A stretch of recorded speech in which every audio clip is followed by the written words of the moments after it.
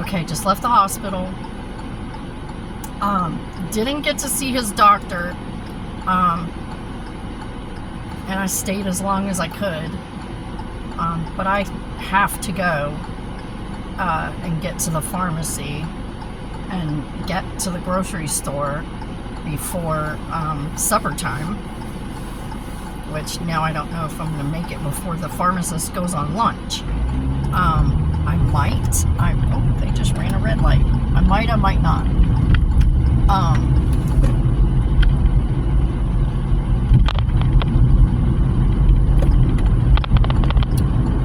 But,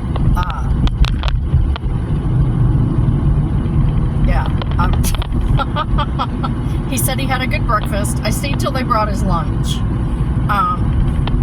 They brought him a really good lunch. He really liked it. So I'm surprised. He's like, this is pretty good. As far as hospital food goes, that's ringing endorsement. So way to go. I finally ate something. I had a piece of lemon cake in here that I bought the other day for lunch and didn't eat. So that's what I've had to eat today, is a piece of lemon cake that I scarfed down in the parking lot. While I was stressing,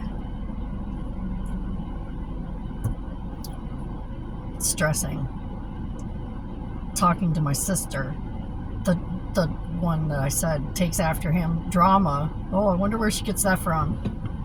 Anyway, she's like, so what's going on? I said, I told you what was going on. I told you what was going on yesterday. The same thing is going on today that was going on yesterday. It's not as hard. They've checked his heart. Everyone has checked his heart. It's not his heart. He has this radiating pain in his chest. They've done scans. They've done x-rays. They can't find anything to explain why he's hurting in his chest. They don't know. They're doing scans. They don't know. They're not finding anything. I told you this yesterday. You know as much as I know. I know as much as the nurses know. The nurses know as much as the doctor knows. No one can figure it out. They are trying. Patience. Have you ever heard of it? Pretty good concept. Maybe you should try it. You know, or maybe you should just be like, okay, he's in a safe location. He's alive. He's doing okay. You know, he's alive and well. Okay, don't worry about it. Why are you so fucking worried about it? It's not his heart. He's not dead. He's not dying. He's in the hospital with a mystery pain. And so far, he's alive and doing well. Why are you ragging on my ass like I can pull information out of my fucking asshole for you? I can't. I know as much as what's been told to me by the nurses, and the nurses know as much as what's been told to them by the doctors. This is what's going on. I don't know what else you want to hear. I don't know what else to tell you. This is the information I have. There is no more information. I've given you everything I have. If you're that fucking concerned about it, get your ass up here and you fucking deal with these people. I don't know. Maybe you'll get better results. Maybe you won't. I can't tell you anything they haven't told me. And I sat with his nurse, okay, and went over his chart with his nurse. This is what they have done. This is what they are looking for. This is what they have found. Nothing. Okay? They're still looking. They're trying. I can't make them work any faster than what they're working. Does she not? She's in the medical field. Does she not know how hospitals work? Does she just not have any clue that hospitals take time? Okay? If you're not actively dying from some shit, they're not rushing around for you. You know, it's like, he's alive. He's sitting up, talking, eating. He seems a little stronger today. As far as his talking and everything, his voice seems a little stronger. He was getting up and hobbling around with the walker. They gave him a walker because he only had his cane with him because the ambulance didn't want to load his walker up and take it with them. So he went to the hospital with a cane. So they gave him a walker. He has a walker in his room. He hobbled around a little bit and, you know, went from the bed to the chair to the bathroom, back to the chair. He was eating a really good lunch when I left, and he said, I don't know when this doctor's coming. You should probably just go and take care of your business that you need to take care of, because I don't know how long you'll be here waiting if you don't. And I said, so you'll be okay if I go? And he said, yes. If anything happens, I will call you. And I said, okay. That's the extent of it. I sat with his nurse yesterday, and we went over his entire chart. And he told me everything off of his chart, what he knows. That's all he knows. I can't pull information out of people that don't have information.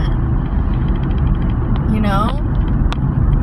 What, you want me to make some shit up? I'll do my best. I'm very imaginative. I'm not good at lying, but I can make some shit up and tell you a good story. I don't know. I'll make some shit up. Is that what you want? I don't know. I don't understand. I don't understand. At all. At all.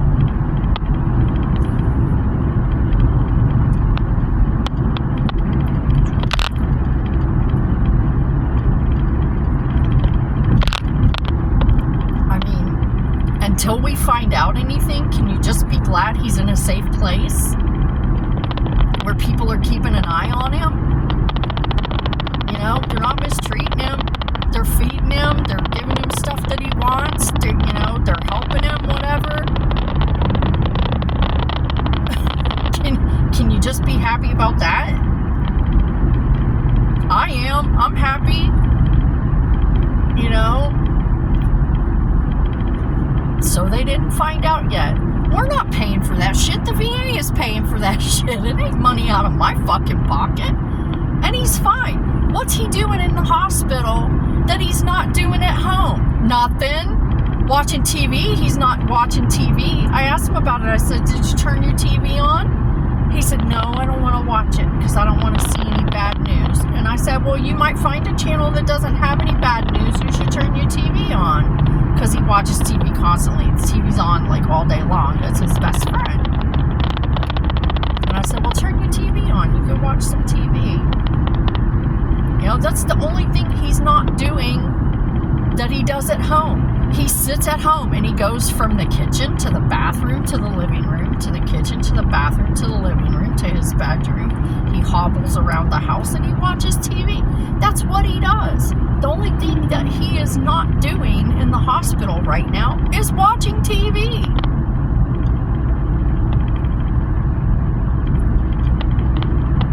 You know, does it matter? That he's in the hospital where when he has a problem, somebody can take care of it. Instead of being at home with, you know, people with absolutely zero medical training to help him. You know, be grateful he's someplace where he's safe and people are looking out for him and are able to help him if something happens.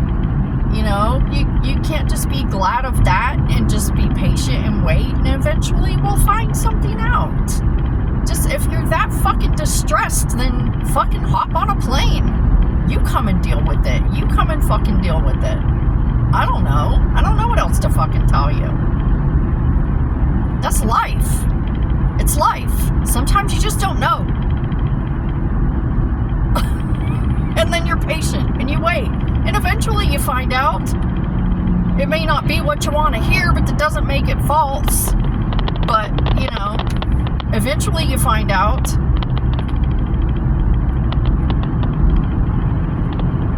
Eventually everything becomes clear and you know.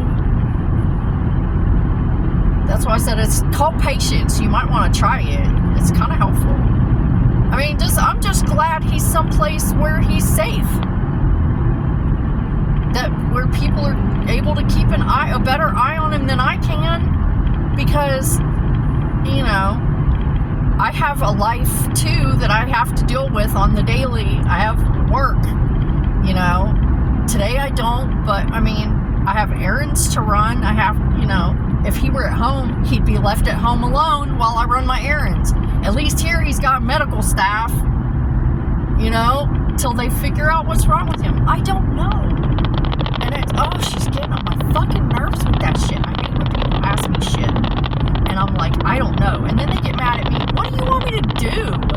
Fucking pull information out of my asshole? You know?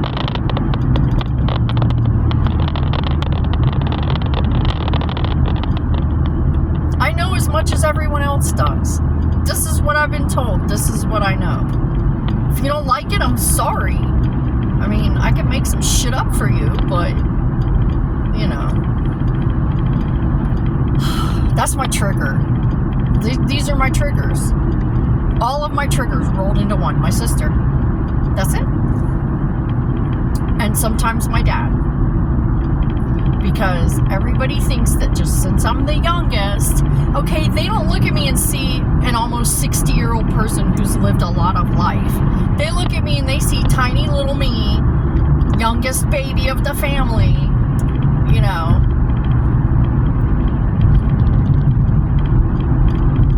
And so they all treat me like they think I'm fucking stupid, like I don't fucking know nothing. And I'm like, you know, I know a lot of shit. I know shit. But I also know that I'm not pulling information out of my fucking asshole, too. You know, they all act like they think I'm stupid and incompetent. Well, then you fucking do it. Fuck you. You fucking do it. I've been doing it by myself for the last fucking 12 years. You fucking do it. Like, I don't know. 10 years. It's been 10. For the last 10 years, I've been doing it up here by myself with no goddamn help. You're that distraught, you fucking do it. Fly up here and you fucking do it.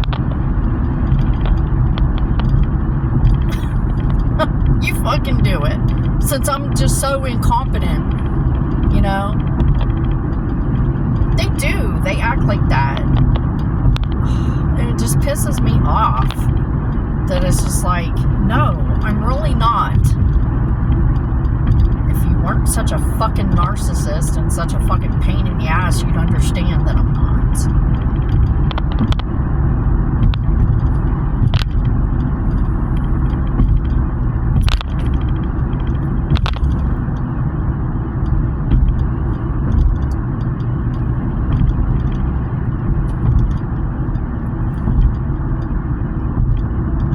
But at least now he's starting to understand everything I fucking do for him. Because he's not the princess at the hospital. Tell you that right now, he's not the princess. At the VA, they treat him like, oh my goodness.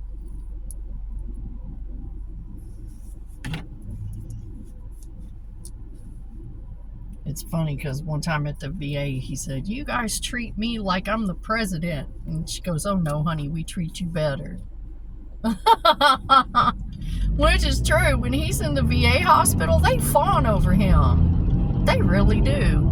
And that's what he's used to. He's used to that princess treatment. And now he's in a regular hospital where he's not the princess. And it's very hard for him. It's a very hard lesson for him. To realize he's not the princess. And now he's realizing everything I do for him because they're not doing for him everything I do for him, okay? I mean, yeah, they're taking good care of him. As far as hospitals go, they're taking excellent care of him. But, you know, it's funny. Yeah, he told me today, he says, I don't know what I'd do without you. I really appreciate you. That's the first time I've heard that. In 10 years, that's the first time I've heard that. So, yeah, that was a big step. I really appreciate you. Everything you do for me. I don't know what I'd do without you. First time I've ever heard that. Ever. In my entire life, but especially not in the last 10 years. Never heard it.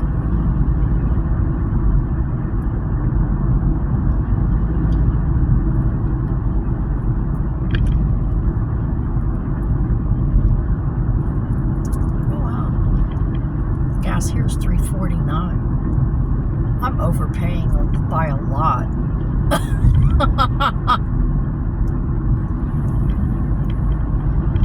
Because gas here's $3.95. Really?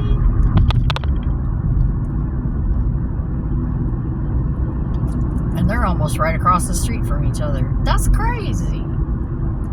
That's an independent gas station. This one up here is too. Theirs is $3.49. Huh. And that one's right across the street too. That one's privately, independently owned. That's the one Dad always goes to because they pump their gas. They pump the gas for you. It's like the only place I've ever seen that still does that. You pull up. It's full service. You pull up. They fill up your car. They don't have self-service. It's like you just pull up. They fill up your car. Ask you how much you want. Whatever. So he goes there because he doesn't have to get out of the car.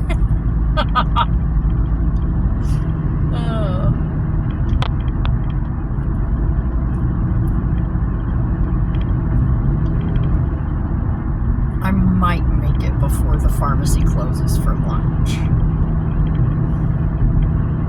Because it's just now, it's 10 minutes to 1. They go to lunch at 1:30.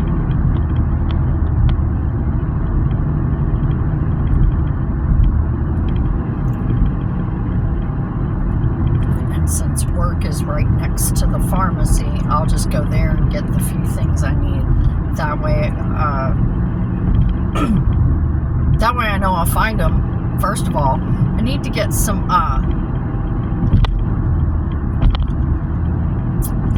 ramen. I want my ramen, my kimchi ramen. Damn it! I tried to get some yesterday.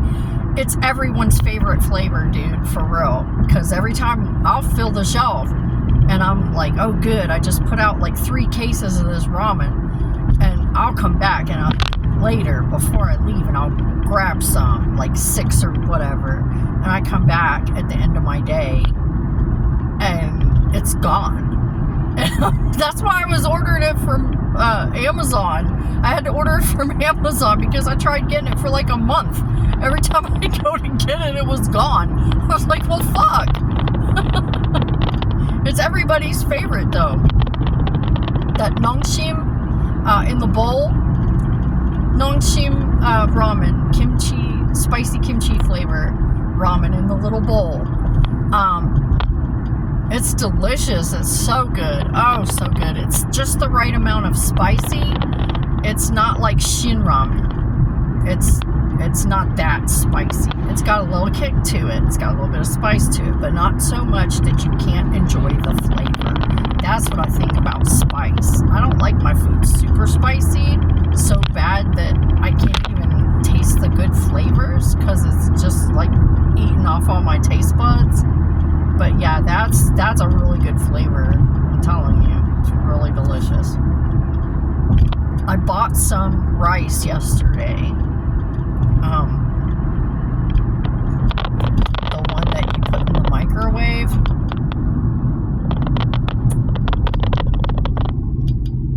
Oh, you missed your turn, sweetie.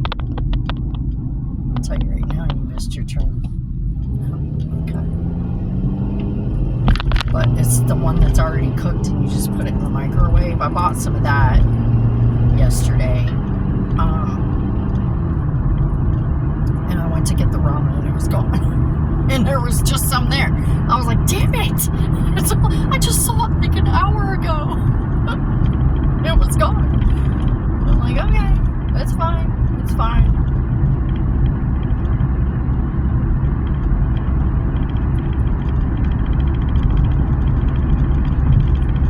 Oh, my head's pounding. My head should not be pounding. Dude, I'm like, seriously, why is my head pounding? I have taken all of my pain medications that I take on the daily, and I'm so full of fucking pain medication, I should not have a headache. That's the last fucking thing I should have right now is a headache.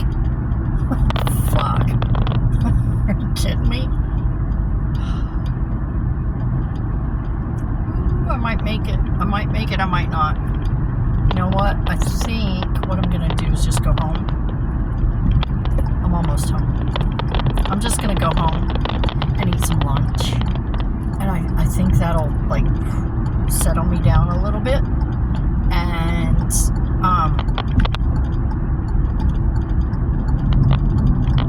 then after they get back from lunch, I'll go after the pharmacy reopens. Since I'm right here anyway, and I'll give my son an opportunity to drive so that he can get some more practice and get his practice in. Oh my goodness. These glasses sometimes. And I get the polycarbonate or whatever, as the thin lenses, and they're still heavy.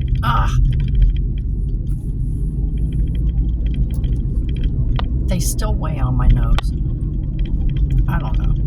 But anyway, I'm almost home now, so I'm gonna end this here, and I will see you later. Thanks for coming by.